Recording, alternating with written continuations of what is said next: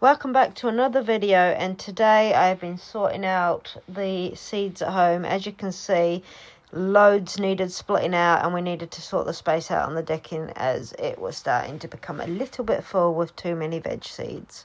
So the plan today was to move everything about, thin out the seeds as in put them into bigger pots so they've got the chance to grow. As you can see, some of them are a little bit yellow, and that means that they are needing more nutritions or overcrowded, etc. So I just needed to move them out. I also managed to give all the seeds a good water and also a feed because they need those nutrients when they're growing so fast.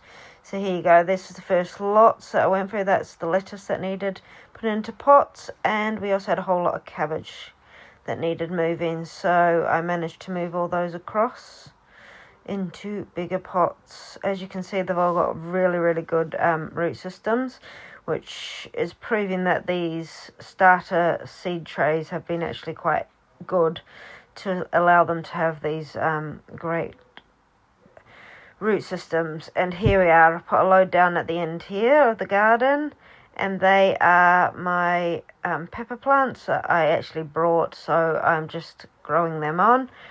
The plan with a lot of this is to donate some of the the ones I'm planting for the subscribers, to local food banks, and as you can see, a load of it is coming on lovely. Our strawberry plants and tomato plants are there, so that will hopefully add some extra veg, and the apple tree has got so many apples on it and they're all growing really well, so hopefully we get a good crop from them. There we go. I put them into the greenhouse to give them a bit of extra warmth.